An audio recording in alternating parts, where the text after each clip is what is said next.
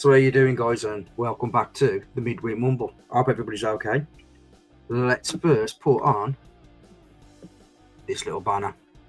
So there will be swearing throughout this. So if you are under the age of 18, please click off. If you're sat with somebody who doesn't like swearing, then stick some headphones on. Don't click off, just put some headphones on. All right. So before I bring the guests in, I'm just going to have a quick run through of who's here. So we've got John Pell, Real Riders Podcast. If you're into listening to podcasts and stuff like that, and you know you like stuff like what Bruce does and Exeter Rider and stuff like that, then go and have a look at the Real Riders Podcast. That's really good. Ferret's Magical Mystery Tour. So that's the lad who I did the off-roading with when I kept dropping my bike because it needed stabilizers. So if you're into that kind of stuff, have a look at him.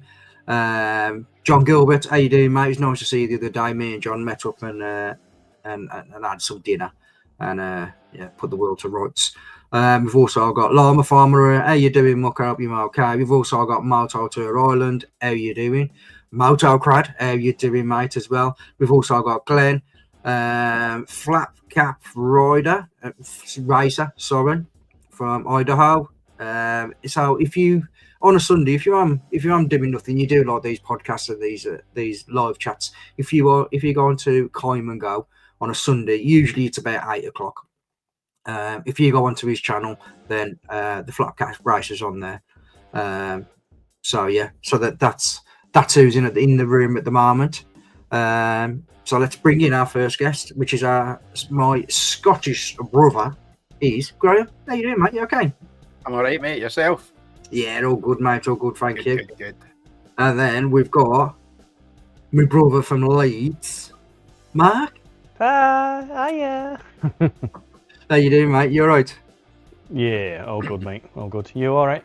Yeah, not too bad, thank you. Not too bad. Good. Graham. You all right, Graham? Hi, Mark. Well, I'm sick of the sight of you this week. I know, yeah. It was a good chat, that. I enjoyed that. It was, I really did. Looking forward to coming out on Sunday. Yep. If you're into this kind of stuff, Graham, do it. You plug it, Graham. Plug it. Go on. I do a YouTube podcast called Motovloggers Unplugged, and it normally comes out every Sunday during the winter and less frequent in the summer. That's on my channel. Don't forget to subscribe. There you go. Do it. Yeah, it's a really good format, if I'm being brutally honest. I love it. Apart from mine, I'm all about half an hour, 20 minutes, half an hour long, apart from mine, which is like 50 minutes. But yeah. So next guest is going to be Craig, who is riding through Grief. How you doing, mate? Good evening. I'm all right. Fellow Baldies tonight. And Mark, yes. Sorry, and Graham. He's not Baldy. He's okay, do new. He's a wannabe. He's a wannabe. He just shaves his head. Killing my camera here. I just cut it the night, actually. It's. Get a quote next time. Yeah. Haven't finished next time. All right. And then we've also got Alan as well, who's Blue Yonder Motor. How you doing, mate? You okay? Hello. Thank you. Hi, Good evening, Al. Nice to see you again. All good. Bringing up the Yorkshire. We've got to keep the end up, Mark. We do. Because we can't understand these three. Although technically, I'm in Nottinghamshire, so but we'll. No, don't mention that. It's more Midlands Yorkshire blood. than Yorkshire than I am. Yorkshire blood. We've had a couple of slip in here. We've also had Dave Ramsey, Pecos Paul, Mick Sheldon, Charlotte, Graham, and Gravy Davey. So yeah, we've also had a couple of slip in there. So first thing I want to talk about, and I'm going to just quickly share the screen because I'm proper excited about this bike. So let's have a quick little discussion about the BMW F850 GS. Mm-hmm. I think this is the only downside I've read on it so far. I've done a bit of research today, and the only downside is the weight of it again. I think it's 183 kilograms dry at the moment. So it's going to be nearly Maybe. You know, it's going to be nearly 200 kg by the time you got fuel in it, and it's going to be wet. But I don't think the T700s are as heavy as that, are they? I think No. T700s are about 200 kilo. I think they're 163. I think. Are they? Yeah. I'm sure they're 163. But yeah, I think I just think that this 450, if it had some guards on the front, just covering it a little bit. I know you added a bit more weight on, but you know what I mean. I think that's going to sell really well. It's an interesting looking bike. It is. I mean, I quite like the look of it. Which one is it? It's this one here. It's that one with the back end. How open all that is. Yeah. And also, it looks like as well on the seat. I don't know if I can find one of the seat. If you can see on the seat. T700s are 205. I've just googled it. Oh right. So I've looked at similar that. sort of weight out there. Yeah, I've looked at that fucking menu, mate. Yeah. But of what I have saw here is this back section here. It's only a single seat. So that back section is just purely for storage. So, I've never off-roaded in my life, but I would consider doing it with something that sort of size. Honestly, I really like that. What kind of weight's the Himalayan? That's a 450 as well, isn't it? They're heavy, them. They're heavy, them bikes. Yeah. Yeah, I would have thought that that's going to be a little bit livelier. You'd expect it to be livelier anyway than the Himalayan, wouldn't you? I mean, the crucial thing is what they're going to price it at, and they've not given any clues on this, have they? If they're pricing it at about 12k, they're not going to get many takers, are they? It's got to be under too 10,000. expensive. It's got to be under 10k to stand a chance in today's market. Yeah, it's got to be $6 grand. Are they going to do away with? It won't be though, because it's BMW.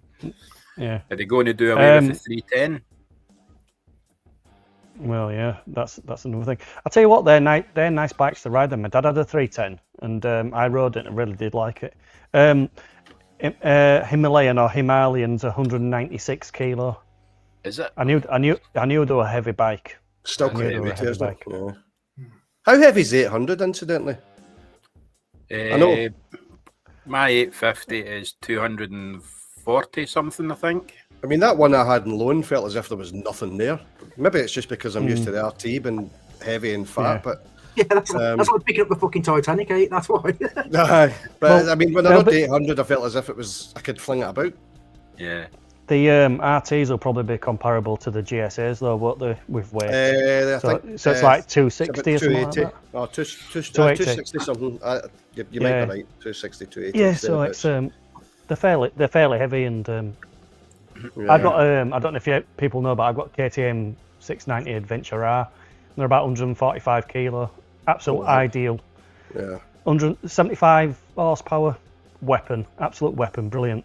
Well, that's what bikes used to weigh, isn't it? There were never these stupid weights in times gone by. They're always like. I mean, if you look at the classic trailers, if you look at something like an XL 500 from the 80s, they're about 140 kilos, and it's 40 odd years old. You know, same with DTRs. Weight. Yeah. Same with DTR is it 250? 2 strokes. They're what, 110, 120 kilo, something like that. My cousin's got one. He loves his. He swears by his. Well, he's got a few actually, but that's a different story. He's a bit of a collector of things that he likes. I really like the look of that. Yeah, I do like the look of it, but it's for what intention?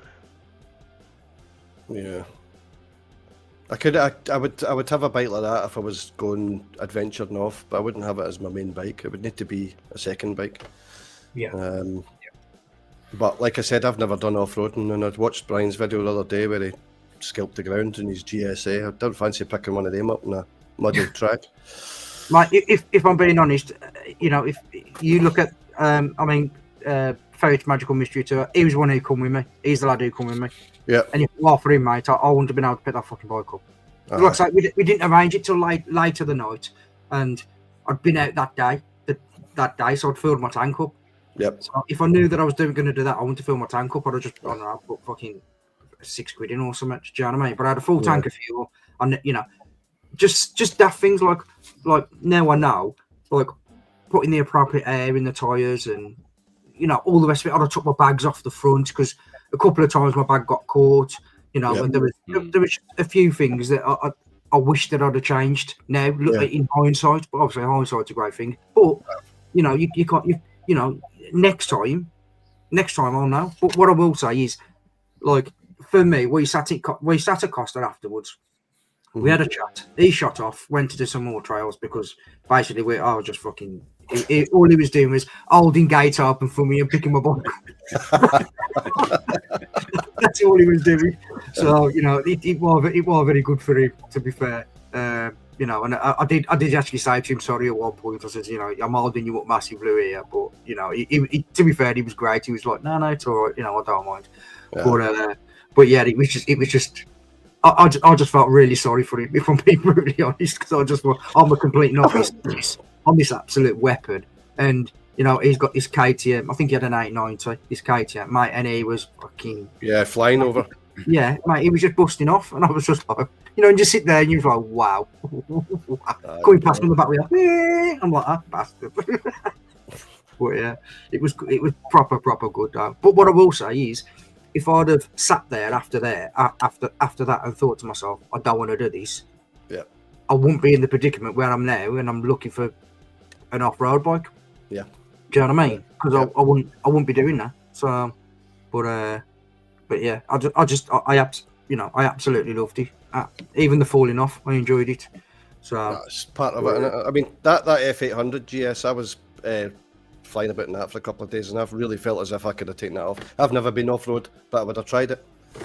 I mean, obviously it would have been green lane and stuff to start with, not serious off-road and things. You've obviously, there's a different skill there to off-road riding, which I've never done, but yeah, I would have tried it with the F800. That felt about the right size. It felt about the right weight. Yeah, I mean, to be fair, you know, there's you guys are text a lot anyway, but me and Marcus spoke, and I was saying to Mark about a skill you've got to have. If you're going to do anything like that, don't do what I do. And take a big fucking 1250 off-road with no whatsoever. You boys hear me? Yeah, Mark, we can hear you. All right, I've had problems. I've just had to take DJI off, mic off. It plays silly buggers.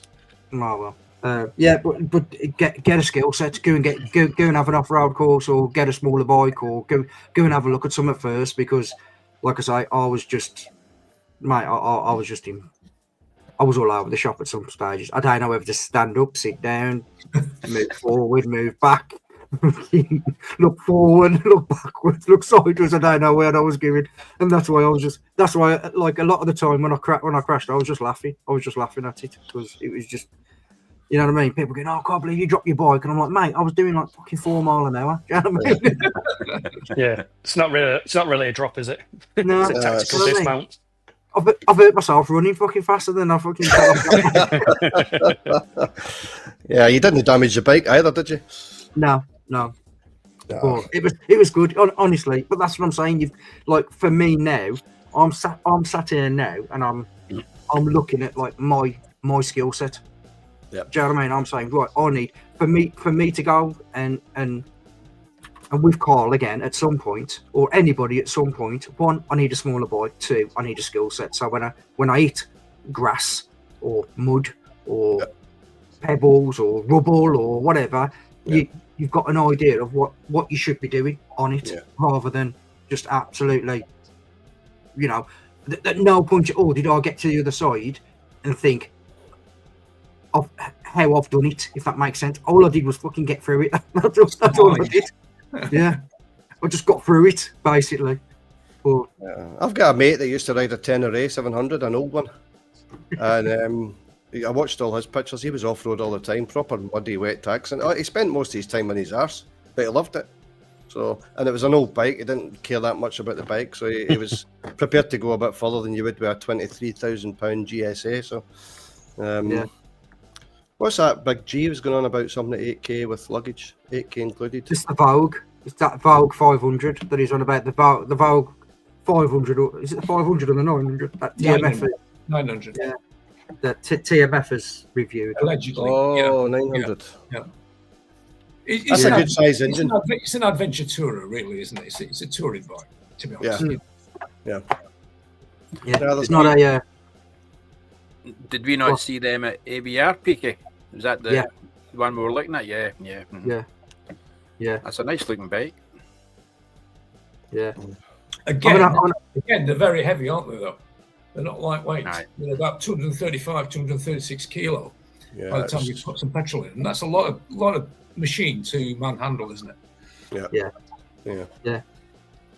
It's a bit much to... If you're an expert, I suppose it's fine, but someone like me taking a bike that way off-road, it would be... Exactly. It'd probably be lying on top of my leg. I'd be lying there for ages. If you're Chris North over, you can make it look really easy, but mere mortals like us, look like beginners.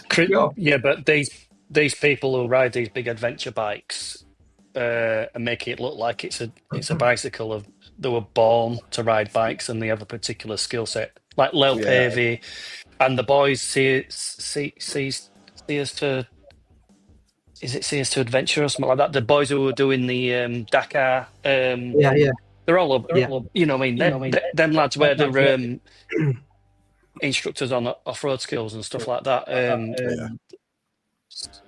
Super talented. Yeah. I mean, if you watch, I mean, I'm a bit of a fucking fanboy, but Adam Riemann, you look at his skill set. Adam Riemann, he is phenomenal at riding bikes. Phenomenal. But what you've got to look at, he's rid off-road all his life.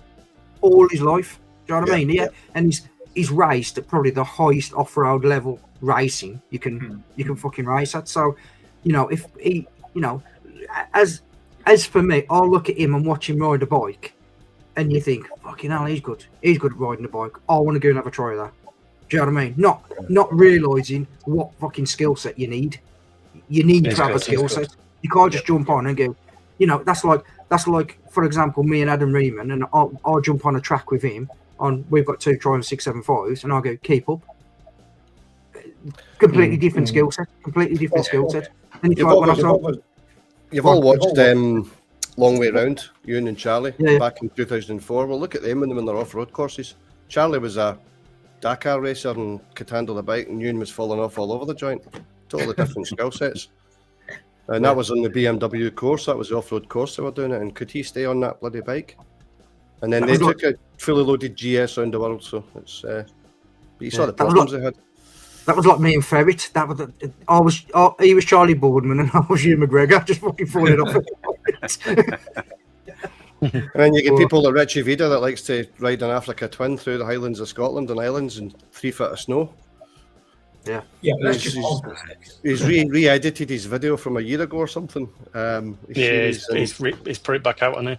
It's absolutely mental. That's probably some of the best filming that he's done for me, to be honest. That's my favourite series of his by far. Yeah, the off-road. Mine too. Yeah, mine too. See, I like. It's so difficult. It's so difficult. It was so difficult that I liked it. It was cold. It was, the weather was horrendous. That's what I liked, and I liked him documenting that. It was really good. Yeah. That was a challenge. Oh, sorry, Bri. No. I was just saying. When I look at places like that, I like watching. I can't remember his name now, but he's an Australian channel as well. Mm-hmm. I can't remember his name now, but they've got a magazine out there. Mad TV. Is it Mad TV?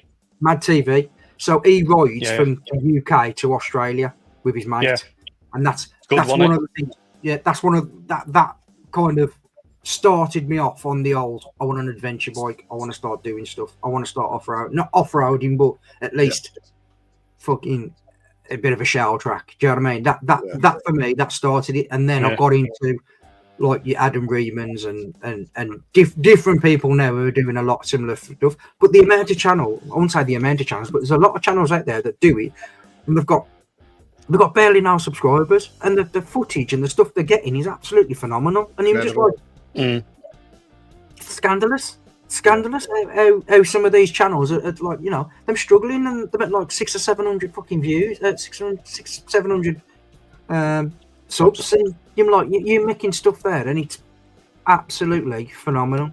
Whilst I'm on about subs, so I just want to congratulate Mark. Yes. Yeah, well done, Mark. Yeah, well done, Mark. Cheers. Well done, mate. Well done. Yes. So, he's there, big boy pants there. I'm coming right up behind you, Mark. Steady on. I don't know you that well. I told my wife to get the red panties out. I says, I've got 1,000 subs, get the red panties out. We're going to make it. We're rich. Are you wearing them then, Mark, or is she? Either or. He's wearing them, but she tells him which ones he's wearing. Yeah, well, that's about right. Just on the sort of the adventure side of things. So I've been ticking a little bit of the tech off the Trans-Euro Trail. So I picked it up from Home Firth, and I'm just around near Skipton now. And I get the real sense of adventure by doing that because I've done it alone. I'm following a line on a map, and I do not know what's going to be next. And for me, that's been brilliant. It's been really good. It's been really brilliant. I felt like, you know, I'm sort of doing something, you know, because normally I go with Pete English and Michael Heaton and Dana and Ian Pilson. They've got the routes dialed down because they've rode those trails for all their life. And I just go along with them. But now I'm sort of forging my own route. You know, it's really good. Yeah. I'm really enjoying it. Yeah, I mean, there's a lot of people who watch Adam Reedman, but if you look at I've been watching Adam Reedman for absolutely years and years and years. You know, I remember when he looked awkward on camera sometimes, and I was like, mate, how the fuck are you at like, you know, 150,000 fucking viewers? Because you look like a fish out of water. Do you know what I mean? I genuinely, at some point, I just didn't get it. I didn't get it. Yeah. And it wasn't until I started my channel and looking how to edit and, you know, get a start, a middle, and an end, and kind of opening it up like a book almost, that I started watching his channel completely differently now. Do you know what I mean? I look at stuff and I'm like, how the fuck has he got that shot? How he's done that? That's a great shot. I like that. I like how he's done that. Do you know what I mean? And like his colour grading and all sorts. But it's just, you know, if you're into that stuff, you start from the beginning. Some of his trips he's done around America and stuff like that is absolutely fantastic. But because I totally get it there, mate. That Warhorse video when he goes and picks it up and just rides it out, literally dusts it off and just fucking rides it out, and then goes and does most of the TET around Europe, and then comes back to the UK. Absolutely fucking fantastic. I watched. I've just started watching it where he. I watched one video where it must have taken him half an hour to try and get it out of that water. You know, where he's riding through the water, and he was just dragging it, and it was just dropping down into sand again. And then I watched one of them, which fed on from that, was he rode with his mate who were I don't know if it was a Dakar rider, and they were looking for fuel. They went to this place and the fuel station wasn't open, and then he went to another place, like another farm, and he got some fuel and that with his mate. He spent a couple of days with him. That was good. Yeah. There's another guy I watch, an Australian guy, and his videos, it's kind of off-road stuff, and his videos are superb. I'm trying to remember his name. Talk amongst yourselves and I'll find it. It's not 20 plus of solid, is it? I can't remember. Give me a minute, I'll find it. Can I just answer Dave Ramsey? Dave, I don't want to ride with you, mate. I've seen what you do. CJW Media is me, by the way. All right, okay. Is that you? Aye, because I can't reach my keyboard, so I'm having to use my phone. I've got to use my other account. Why, are you a shorthand typist, are you? I've got all this camera crap set up in front of my computer and I can't reach it for you. Yeah. So... go guy, Big Gordon, was asking about Australia USA thing with chicken strips, but I watched. Do you ever remember Henry Cole, the world's greatest motorcycle rides? Yeah. Yeah, he did something right up to Northern Australia. He was on I can't remember what he was riding now. Was that when he started sure in Perth? Did he start in Perth and then more? Yeah. The kind of the west coast up to yes. Well, there isn't anybody. It was 48 degrees and stuff like that. He was absolutely dying with the heat, but it looked incredible. Mm. I'm sure he was in a KTM. I might be imagining that, but I'm sure he was in a KTM. No, I think you're right. I think he was on a KTM. You're right. Yeah. But he did the western coast right up to the top, and he was in temperatures of 48, 50 degrees. And he had this piece of armour on. It was like a armoured vest, just but kind of Rapsy Nesbitt style vest. I would do that. Yeah. Well, like I say, this lad who what was he called? Maltar Mad or something again? I think it's called. I think it's called Maltar Mad. Don't know.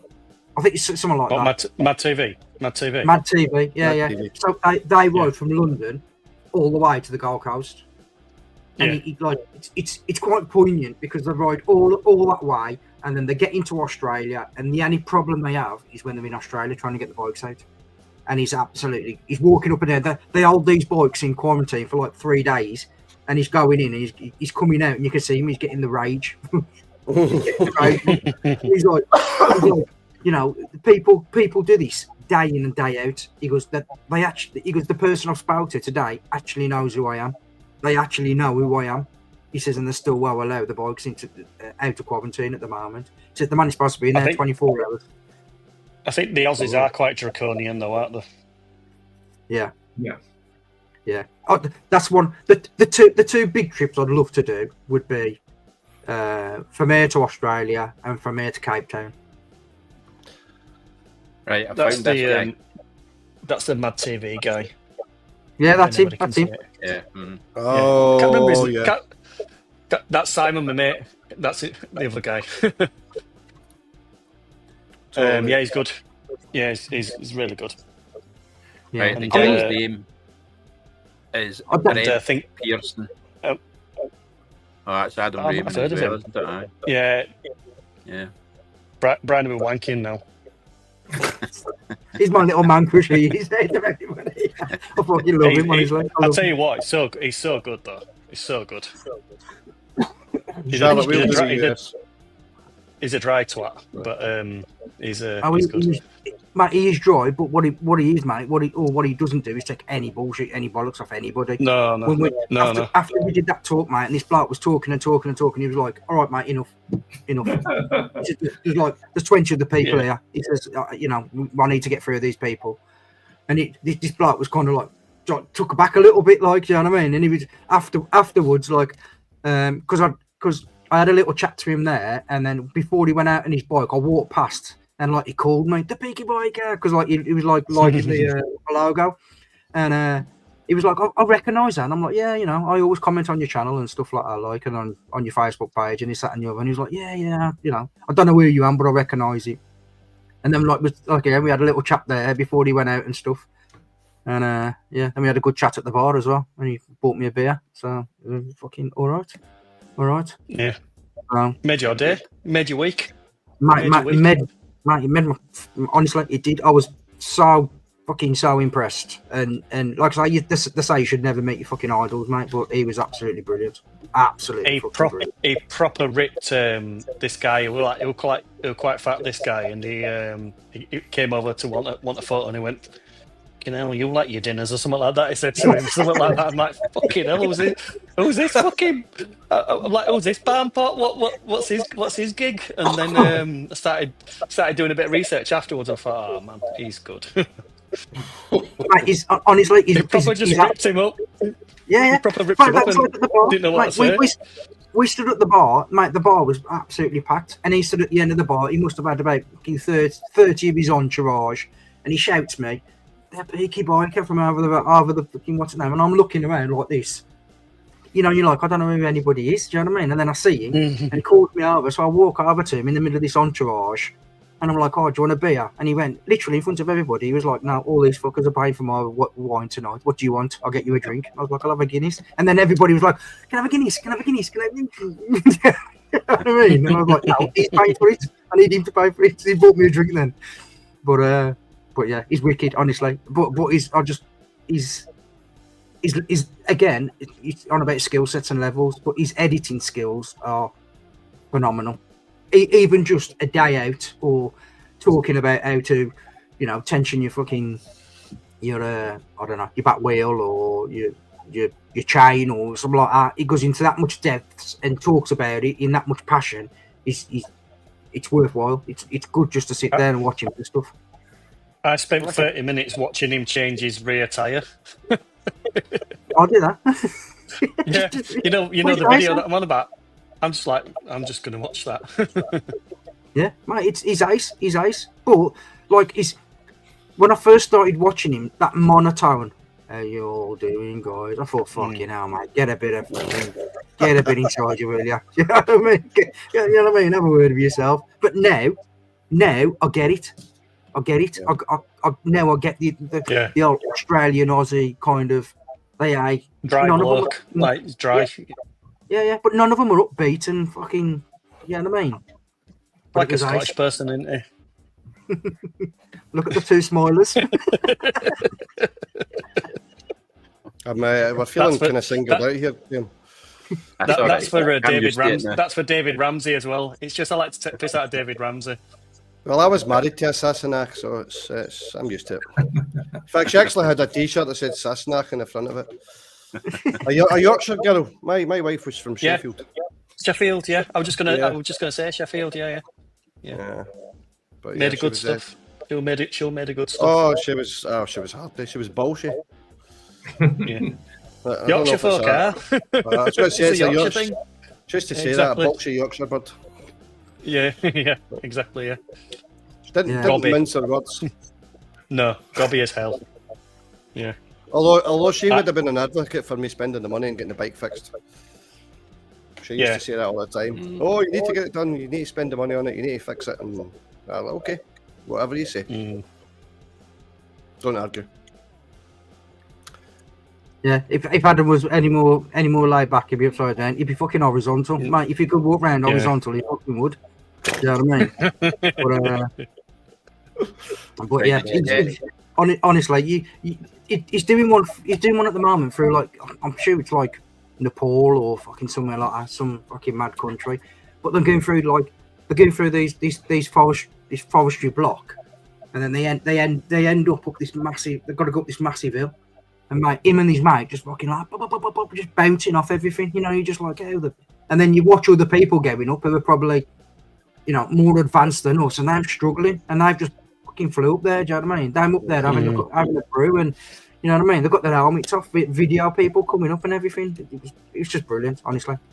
Absolutely. The thing is, when they live on the bikes, the skill's just going to get higher and higher, isn't it? Yeah. He does actually say that on the video, and he's like, if you ride off-road, if you went and did an off-road trip, for example, he says within 3 days, if you did like a 5 or 6 day off-road trip, he says by day 3 you'll be in tune with the bike, and your skill set from that day on will improve constantly. And you'll be exhausted as well. You'll be absolutely knackered 3 days of the trot. Yeah. Oh mate, when I went off with Fabric, man, I was absolutely fucking ball bagged when I got off that bike at fucking Costa. I took my fucking jacket off, mate. I was absolutely chin strapped. Honestly, we sat down at this Costa, and he was like, "Yeah, mate," and I'm like. He's like, "You're right." I was gonna have a heart attack or something. I was like, walking around for it. I don't even taken an inhaler, but I was like, "Has anyone got an inhaler?" Well, honestly, it was proper good. But that's what I'm saying. You look at these people who do these videos, and you're just like, now I get it. Now I get how good you guys fucking am at getting to the point where most, 97, 98, 99% of the people won't be able to get there on a bike. Yeah. But yeah, man, it was ice. It was ice, honestly. But again, he's there this year as well. So there's a few turning up this year at the IBR right now. So you've got Oh, sorry, did I click that off too fast? Sorry, the phone knob is what I've said. Is it? You've got Adam Raymond, Itchy Boots is there. Itchy Boots. Boots. I think girl on a bike. She's doing a pregnancy labour reenactment, isn't she? And it's going to take like 20 months. 20 months. Yeah. Is on her bike, She might be. She might be. Yeah, she's great. Kinga. Yeah, Kinga, yeah, Kinga's she's great. Yeah, she's great. Is she back I again? said to I don't know. Hopefully. I said to a well-known YouTuber, which I'm not going to drop the name, that go on. it feels like Vanessa's been pregnant for about 20 months. I don't actually watch her. All right. I'm close to unsubscribing, if I'm honest. The only one I watch. Go on. If I want to watch One Born in a minute, I'll put BBC One on. Yeah, I think the only female YouTuber I watch is actually on her bike. That's the only one I watch. Oh, and another girl called in America. No, is it America? Is As the Magpie Flies. Them are the only two I watch, and both of them are. I watch wee Safi Sprocket and then she's quite funny. I don't like her. No. I watched her doing the NC500 tour and she turned up. She'd left half her stuff behind and it was all soaked and she was standing there. It's just a disaster, one disaster after another with her. She needs a carer or That's something. her life, that's her life, that. Yep, it seems to be. Every video is based around arriving somewhere and forgetting shit and falling off of things. Yep. She's turned up to a bike ride and she didn't bring the bike.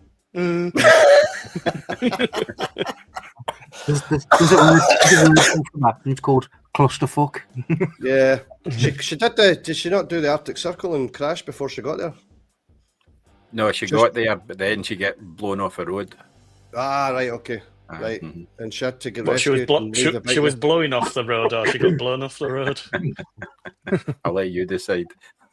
I thought she's pregnant. You know, yeah. Another 20-monther. What we're going to say? She's supposed to be a barrister, or she's supposed to be an accountant, or something. She's supposed to have a well-to-do job. Who's That's Safi? right, yeah. Mm-hmm. Yeah. Yeah. I watch her because it makes me feel good about myself. But don't confuse education with intelligence. They're mutually exclusive things usually. Well, clearly not what she's putting out on YouTube. Agnes, did you say that she needs a carer? A carer. Not a kid. Yeah. A carer. Yeah. She needs a carer, yeah. Poor girl.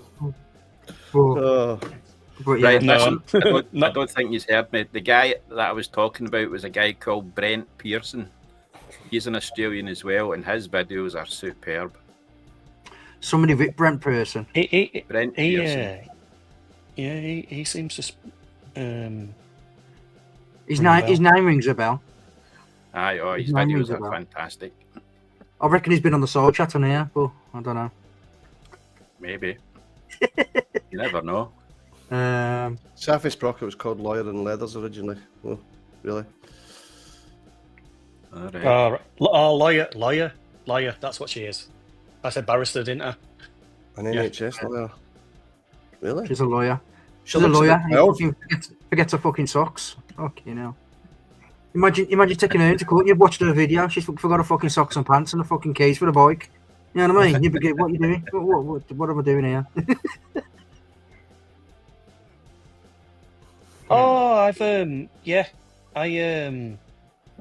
I subscribe to him actually. Brent Pearson. His videos are fantastic. I don't know why I started watching him now. I think I have to believe someone can be that incompetent. I think she plays on it, to be honest. She does, I think, yeah. It's part of her image, it's part of her whole style now, and she has this kind of daft dumb blonde attitude and full of nonsense and things. And people obviously like it because she's got a big channel. Well, I think she has. I don't know. Except I've never watched it. Never watched it. And no intention. My mate was out in he was out somewhere. He lives up in the northeast, and he bumped into her, and she a GoPro was broken, and she was obviously trying to do some filming. So he gave his GoPro to her and says, "Take my GoPro, post it back to me when you're finished." And I think she spent a couple of days with them. In the end, they went certain places and they went through these forest trails and stuff like that. What's that forest road called up in northeast? Can't remember what it's called now. Kielder, up around Kielder there were. And she said such a weird thing to him that it put him off. She says, "Oh, I'm in a forest with a bunch of strange men and all this lot." And this is what she said to him. Whether the humour levels missed each other, but he were like, "Nah, she's weird."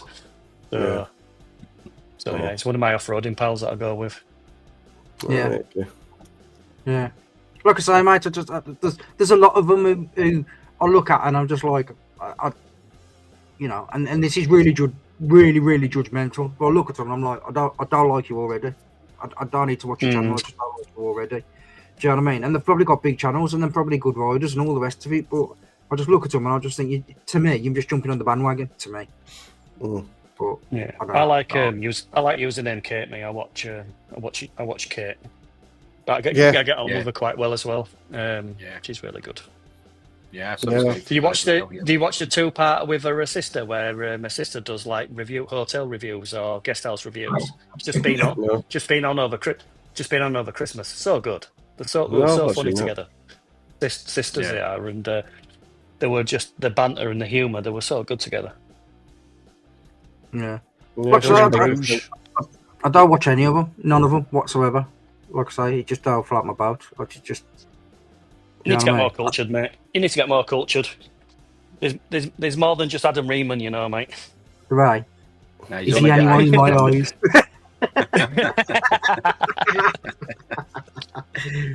You only subscribes to one person. Yeah. Yeah.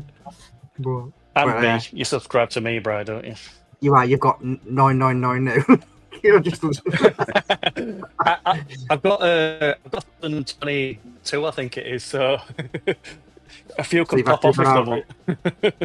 Yeah, so you've actually gone over it. Got his little buffer zone. I've gone over it. Yeah, I've got my buffer zone. Yeah. Yeah, I've heard. Me and John was talking about this the other day because we met up and shot the shit and had a bite to eat. But he was saying to me that using 9K to her boyfriend, supposedly he can fucking ride a bike. Mike. He's done Erzberg. Mike's done Erzberg. He's an extreme enduro rider. He's bloody brilliant. He's so good. He's brilliant. I was chatting to him at bike show. He's really good. Captain Pugwash. You're right, mate. Yeah. But yeah, it's like I say, it's just one of them. You can obviously we've all got our own little fucking favourite channels over. Do you know what I mean? But yeah. But yeah, have you guys got anything already planned for next year? I know Craig has. What you've already got planned already? What's in the pipeline for you? Oh, this year? Not next year. This year? Yeah, this year. I've just got the Pyrenees. That's my bag. I can't afford anything else after paying for the bike. No, just the fucking Pyrenees. Just the Pyrenees. One trip. That's it. That's my whole year's plan. Sweden next week, but that's not on a bike, unfortunately. Plus, it's too snowy there just now. So I'll have to accept that. We've got planned weekend, haven't we, Bri? You're going to that, aren't you? March. Which one? One in March. Southwest or whatever it is. Yeah. Swindon, is it? I'll probably be there for the day. Yeah. I don't think I'll be there for the weekend. I'll probably be there for the day. Oh, right. Okay. I thought you'd booked it already. Nah. The only one I've booked is the France one. Yeah, I've booked the France one. I've got the France one booked. Is that already out, is it, or not? France one, yeah. Is that out? Yeah. That's all right. Yeah. Is that Alex going to that one? Are you buddying up with him? Yeah. Well, I said he Yeah, can. I'll pay for the room because I owe him from the other one. Oh, right, okay. Don't think it's very expensive though, is it? The Scottish motovloggers will be having a couple of ride outs and maybe a couple of camping overnighters. If you keep watching the Facebook, you can go to that as well. That's Graham. Any dates been set on that? No, nothing yet. No, the only thing I've got coming up that's set is ABR. But we will have a couple of ride outs and maybe a couple of overnight camps or something. So you're welcome to that as well, mate. Yeah. That's right, John. That's John Pell. That's why I come in, mate, because I'm going to be dry that weekend, so I ain't going to come. Because I'm still in the 100 days. But now look, you might be out of it. Actually, you might be out of it. What's your 100th day? Because it's 3 months. It's more, isn't it? It's nearly in mid-March in 100 days. Yeah. So, but yeah, I'll be interested to come. I'm gonna go up to Scotland again for the long weekend, 100% again this year. That'll be again, good. Get Graham to sort some routes out again. Get him under pressure. That's as soon as you mention that, it puts me under pressure now. I've got to do one that's better than the last one. If you're coming up, give us a shout. We'll get Big Gordon to come over as well. We'll come up and join you for a ride somewhere. Yeah. So what I was actually looking at, because last time we was just south of Glasgow, but what I'd like to do is kind of have like, if we could all get in the same kind of hotel, like a Premier Inn or I don't know, anywhere, but at least then you've got like a base for everybody. Just get there on the Friday, have like the Friday night, all day Saturday, all day Sunday, and then obviously we'll all go. If you want to go back Sunday, or I'll be going back Monday, but you know what I mean. Have a good couple of days up there and get chance. It gives then at least then we can kind of meet up with people. Then gives people 2 or 3 days to kind of meet up, rather than it just one weekend where you only got 1 day kind of thing. But yeah, I'm definitely coming up. What was the name of that place you stayed at before? It's closer to Craig than it is me. What's the name of it? Can't remember. I can't remember off the top of my head. It's up the back of the Braes. Proper nice place. Proper nice pub, like. Up the back of the Braes. Yeah. April the 11th. April the 11th is my 100th day. Was it up Lamour? Aye, it was up Lamour Hotel. I think it was. That's it. Yeah. You'd need to pass me to get to Graham. Mate, it's absolutely. It was really, apart from not doing breakfast. Oh, right. They did the breakfast, but it didn't start till 10 o'clock. And obviously, we was out on the road at 8:30, 8:45. So they give us like a fucking packed lunch thing, which fucking Jay Crazy Leg ate fucking for his breakfast. So he ate mine and he ate for his breakfast, and then we had nothing. But yours on his. Honestly, he's mate. I'd be up having a shower. I'd get out the shower. He'd be lying in bed, and he's ate all the fucking croissants and fucking chocolate biscuits and everything. Do you know what I mean? I'm like, mate, is that for both of us? Demolished a lot. I was like, good job I don't have breakfast. I only eat once a day, but I was like, good job I don't have breakfast, right? You know what I mean? But it's just funny. It was just funny. But yeah. Up Lamour Hotel, that was it. And it was really nice to be there, really clean. It was dated. But yeah, but it's not bad. But for the price that I got it at, I was more than happy with it. There's some nice roads down the west coast, southwest coast. But equally good up. I like going up to like sort of Applecross and things like that. A great run. Yeah. I've done Applecross, but yeah. I mean, it's just saying, have you got any more off roads coming up, peaky? I've got a few trials and stuff like that I want to do. Nothing as bad as what I did with Ferret, but I am going to be doing it. Once I get this second bike, I am going to be doing some more. 100%. So I've got a route in Derbyshire that we could tick off. On the big bike. I got it. Yeah. No, on little one. When you get your little one. I got it off Mike Pye. I got it off Kate's partner. All right. Be a good one. Derbyshire looks brilliant. Yeah. I don't know about off-roading, but I'd like to go there just to tour the area. I've been in it. Obviously, when Sarah was still here, we went to Derbyshire quite a lot because where they lived in Sheffield was right in the border of the Peak District. So yeah, we would right on the doorstep. get all the wee roads and sort of fly about the area, and it was just amazing. And I always said, desperate to come down here on the bike, but never got a chance. Just got to time it right because it does get incredibly busy. Yeah. So if you go off peak, it's fantastic. Some really good roads. Aye, because sometimes I imagine you can't get moving. It's like that up the Western Highlands. Horrendous. Loch Lomond and stuff. It's just a queue of traffic. I try going up when it's past. It's a complete waste of time. Yeah. It's a bit of a letdown though when it's past because it's just you go like that and then it's done. You expect it to be this amazing open up to this amazing scenery, and then you get to the other side and it's flat and there's nothing there. You mean the gorge, don't you? And that's it. Yeah. But you expect it to build and build and build, and it don't. It's a bit of a disappointment. I think it's better going through Chatsworth House. The road on Chatsworth House Estate is better than when it's past whatever it's called.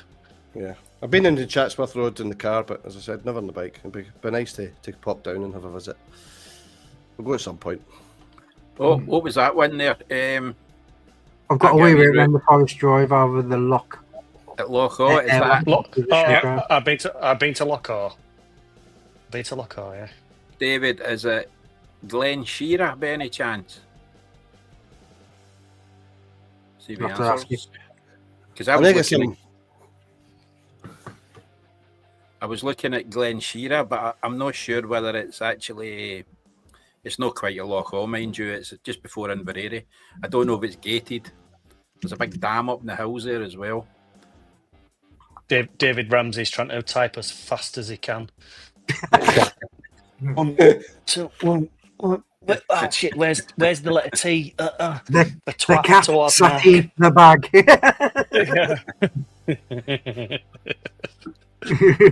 and more I'm taking piss is going, fuck you, like that. he talks like that. He's got a really funny Scottish accent. I don't know. I'll stick some knobblies on the RT and come and do it with you. Fucking hell. I'll tell you what, I'll come just to film it. That would make a good series, wouldn't it? An RT with big knobbly tyres on it. Some big crash bars and stabilisers so that if I tip over, I don't go by 45 degrees. I was going to say, don't put one of them airbag vests on, mate, because that'll be going off like a fucking bottle of pop. That will.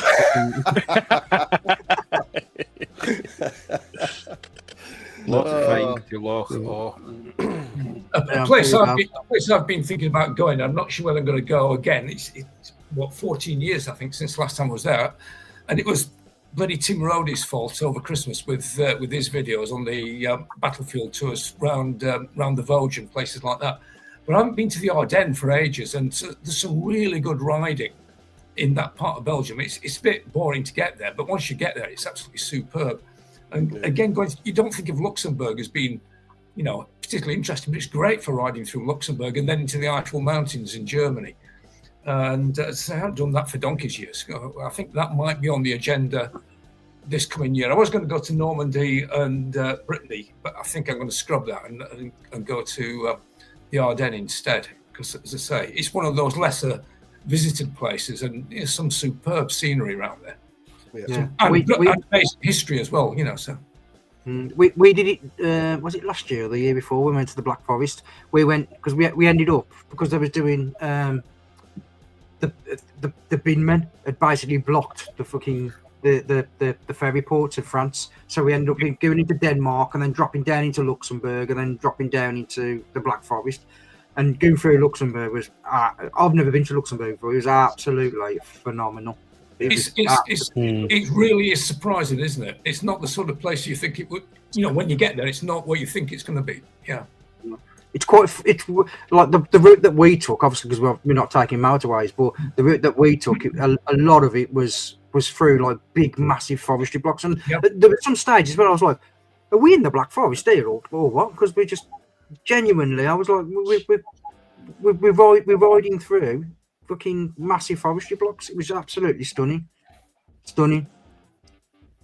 Mark's getting some love tonight. Yeah, Mark's got a like there. Guys, That's I'm gonna have to go now. That's because he's getting 1,000 subs now. Yeah. We all know everybody's 1,000 subs, are we? We all know everybody's 1,000 subs. We're gonna create some other content now. Man, I'd love to do Normandy again. That's one I'd like to do again. I've done it once, but it was only for 5. I think it was 5 days. I'd genuinely, I'd like to go over and like be able to have a good few hours at each point, and just do like 2 or 3 points a day. The problem I've found, I used to go fairly regularly to that part of France. I used to be 2 or 3 times a year at one point.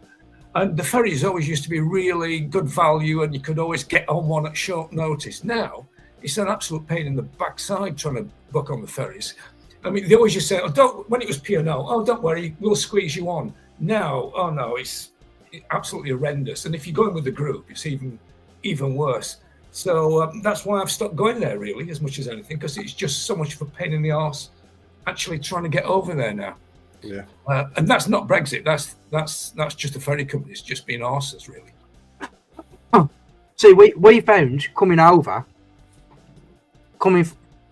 from England to France, it wasn't too bad. But going back from France over to England, it was horrendous. Which crossing though? It was. Is it Dieppe? Dieppe. Yeah. You didn't go New Haven, did you? Going over, yeah, New Haven to Dieppe. Oh, right, okay. With the truckers. But coming back, we went to Southampton. Was it Southampton or Portsmouth? Anyway, but we did that. But going back over, the French was absolute. They was taking fucking ages, checking passports. We nearly missed the fucking ferry because I took that long checking passports. Yeah. For me, the highlight when you come out of goes back to an old story. I used to do track days in France.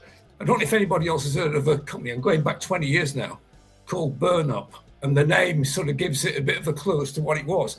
It was actually faster. The ride down to the track was actually faster than riding around the track. That's how crazy it was in those days, and you could get away with it then. You can't now. But one of the things was we took the dual carriageway out of Le Havre, and then you go over the Pont de Normandie. And I don't know, Paul, did you say you were going to Normandy? I think you did. And if you've ever been over the Pont de Normandie, over the Seine estuary, unbelievable. What an absolute fantastic bridge. It's so high, when they took the Tour de France over it, it was actually a category climb on the Tour de France. It is that high. Absolutely amazing. So if you're ever going to go to France, make sure you include the Pont de Normandie. Amazing. See, when I went with some lads to Austria, and this is the trip that I ended up falling out with. He supposedly he was a fucking tour guide, but I ended up nearly filling him in the one night, and he left. He left me and another lad in the morning with 3 days still left to fucking go. So I ended up me and Mick, his name is. I still speak to him now. Me and Mick. And Mick was flapping because Mick says I paid more money to him for him to tell me where I'm stopping, where I'm fueling, where I'm eating, and everything, and he's just fucked off and gone. But we ended up doing the Route de Crepes, which is the cobblestones up the hills in heading the back of Germany into France, and that's another one that's on the a massive cycle list for people. I don't even know what it was until we finished. We sat at the top of at a cafe and then started reading some of the literature, and it was fucking amazing, absolutely amazing. But yeah, that was a good off the cuff. That was good because, like I say, we ended up doing 3 full days, no motorway, where he just wanted to blast back in one day on the motorway and do some other stuff. But we ended up having a massive fallout basically, and yeah, I threatened to fucking fill him in the pub, which fucking went down like a fart in a lift. But yeah, I can imagine that. Yeah. But it's very rare for me to get angry like that. Well, yeah, he was a bit of an ob jockey, mate. To be fair, he'd done it on a few other trips by the sounds of it. Afterwards, so but he's changed his name and changed his name company as well now. All right. So because I wrote a massive fucking post on there about what he'd done, and then within about 3 days it had been fucking closed. The whole thing had been closed, but yeah, it's just really fucking poor management, mate. And like, it wouldn't give you where you're going next until that morning. Do you know what I mean?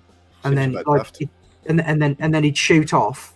Like, we don't know what the roads were like. He'd shoot off, and then like, I don't want to leave Mick behind. Mick don't want to leave me behind at certain points, and then we were just pulling over and having brews as and when we wanted. But he was just fucking shit, mate. Honestly, I hated him with a fucking passion. I emailed him because he changed his name, and I emailed him when I found out he'd changed his name. Give him a lot of shit on there as well. Do you ever get any responses from him? He about 2 years ago, he apologised to me. About 2 years ago, I was just told to fucking shove it, and I hope he fucking dies. What was the idea behind not telling you where you were going that day until the actual day? What's the well? All he'd say, for example, oh, we're stopping at the Premier Inn in Shrewsbury tonight, and you'd say, oh, okay, then sound. That's all you'd know. Then you get to this town, mate, and there might be fucking 12 Premier Inns in Shrewsbury. Do you know what I mean? And you'd be like, what the fuck? Why is it such a fucking secret? And then, like, some routes, we'd end up going to a route, and it'd be like a left or a right, and we'd just be sat there. Because he's shot off, we'd just be sat there. 50-50 guess which way we're going. We don't know where we're heading. You know what I mean? You might be doing 350 miles in that day. You don't even know which town you've got to head towards to fucking get to. And that's like, say we did a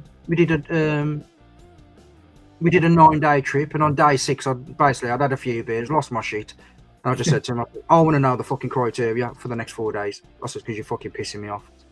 This fucking secret fucking squirrel shit. I said, so you need to fucking pack this in. I'm sick of it now. And then he was just like, it's my tour business and all this like, and I was like, we fucking paid you. We paid you for the service which you ain't providing. So you need to I'm telling you now, I want them now. Go upstairs. How many people were in your group, Peaky? Initially 4, and then initially 4, initially 8. 4 dropped out literally straight off the bat. After this one lad basically lit a pound. You mean they came, but then they went home early? Yeah. Well, they went a different direction because I actually found out what had gone on different tours. And then so 4 shot off, basically did their own thing, which left us 4. 2 ended up falling out with him within 2 days. They fucked off, did their own thing. And then there was just me and Mick left. And then, like I say, at day 5, day 6, I'd lost my shit at this stage. And then I just told him, I said, go upstairs, go and get me your fucking sat-nav and go and send me the details now. Because I'm fucking... Yeah. I was fuming. I was absolutely livid, mate. I'll play devil's advocate here because it doesn't sound like it was very well organised. But 10 years or so ago, I used to do bike tours. And it is incredibly difficult to keep everybody happy. And particularly if you've got a biggish group. 4 isn't a big group, but if you've got a biggish group and you've got all different standards of riding and speeds of riding, trying to keep everybody together is absolutely an absolute bloody nightmare. Yeah. And unlike him, I used to give everybody route cards. I used to mail route cards out in advance, email them out for each day as to where we're going, giving road numbers, mileages, and where we're going to be staying. And again, all the hotels were all pre-booked and all the rest of it. So you have to do all that. But I can't understand why I wouldn't give you that in advance. And the other thing is, well, if you've got somebody who's a particularly fast rider, you say, well, there's the route. You know where we're going. Go off and play. Yeah. We'll see you at lunch, or we see you, when we get to the hotel. And then everybody's happy. But I don't understand that his particular attitude is, a bit control freakery, really. Give people the route, let them put it in their sat nav, and as you say, if they're fast, on you go. Yeah. Enjoy yourself. Fill your boots. Yeah. Exactly. Yeah. Like I say, mate, I just think he was the only reason why I went because he put on there that he was ex-army and he'd had a couple of people drop out. So I was like, I'll jump on this. I didn't know him at all. Didn't know solidarity. Him. Yeah. So I thought I'll jump on that. I've never been to Austria before. We was going down into the Black Forest, into Switzerland, fucking, and then into Austria for 3 days. I was like, sound. And then we got in there, mate, and literally on the ferry out, on the tunnel over, he ended up having a row with two of the lads on the tunnel over because I was like, we know who you fucking am now. My mate come with you a couple of years ago and you fucking left them. Do you know what I mean? And then I'm like, I'm one of them, mate. I'll just stop in my head. Do you know what I mean? Yeah. And then yeah, it was just an absolute clusterfuck from start to fucking finish, from start to finish. And like I said, I just lost my shit with it. I was just fucking sick and tired of one, chasing him, and two, just not knowing where we was going, what we was doing, when we were stopping, where we was heading, what time we were fucking stopping. Do you know what I mean? You've got to know where you're going. I mean, I'm going back to sending out the route cards. I knew damn well most of the people wouldn't even read them, but at least you've sent them out in advance. And I always just take hard copies with me as well, because even if they had printed them out at home, they always forgot of them. So you always have to second guess what everybody's not going to do, and then take it with you. But it's hard work. I mean, I watch Nathan the Postman because I think his tours look actually quite interesting. You know, you guys being all your off-roady types, you know, be right up your street. It's not up my street, but to be right up your street. But I like the way that he has a fairly laid-back sort of approach to it all, doesn't he? He comes across really well. And again, his videos are good. You know, they're not in your face or anything. They're not egotistical or anything. So I really like, as I say, I like his videos and I like the look of his tours as well. They look really good, really good. Yeah, I've watched a couple of his videos. Pretty good. Yeah. Right then, lads. We're gonna wrap this up because we've been on an hour and 6 minutes, and I'll try and keep it to an hour as much as I can as in the week. So really thank you guys for coming on. So I'm just going to scroll to the top now, say a few thank yous of who's been in. If I miss anybody, then in you reading it, just shout up. So we've had John Pell, Real Riders, Ferret. We've also had John Gilbert, Llama Farmer, Moto Tour Island, Moto Crad, Glenn, Flat Cap Racer, Dave Ramsey, Pecos Paul, Mick Sheldon, Charlotte, Gravy Davey, Paul Sparrow, BK Bikes, Mr. Whiskey, Robert Munro, Kazamoto. You got to check out Kazamoto because I'm from Australia. He's mad into his fucking Harleys, and it's a good channel as well. So check them guys out. Excuse me. We've also had Kyman Go. I think. Can I just butt in a wee second? Is Mark trying to kid on his get hair there? Yeah. That's his new style. Yeah. John hold on. Let me just move my fringe. New hairdo. There you go. There we go. Hair today, done tomorrow. Yeah. John Sinclair, Fentua, CJW Media, which we know is fucking Craig because he can't read his fucking typing board. Hedge Runner, Buster ADV Biker. I take it he's one of your guys, is he, Graham? Or he's in the same group? Yep. Yeah. Sound. Yep. Soggy Balls Moto, Exeter Rider quickly jumped in as well. John Pell, Slowbo Lobo. He's another good channel as well. Like I say, I got all these. Most of these have got channels, guys. So just jump on their channel and just have a look at them, just see what you think. Have a look, yeah, absolutely. Yeah, we've also got Captain Pugwash jumped in as well. I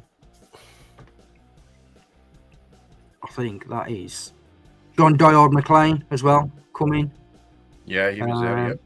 Yeah.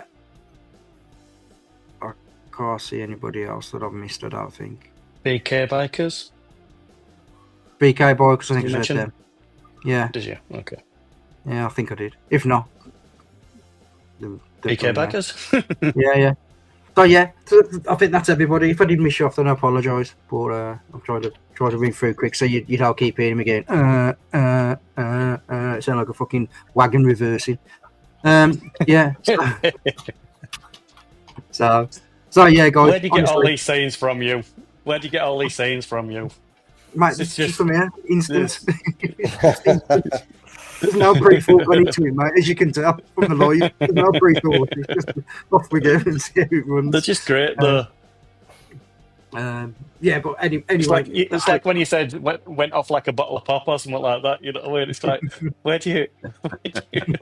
But we totally understand what you mean. The hairdress, yeah.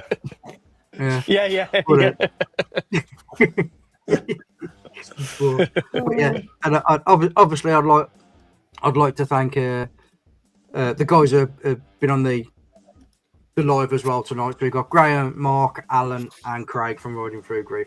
So Thanks again, guys, if you're in the side chat, have a look at the people on the side chat as well.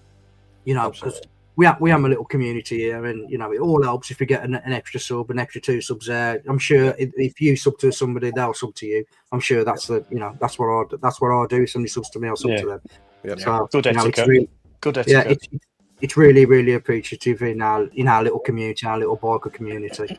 So yeah, guys. So as usual, if you can all stay safe, keep your family safe, and all doing one thing, which is smile. All smile. Even the Scottish lads, you can smile. We do occasionally. Yeah.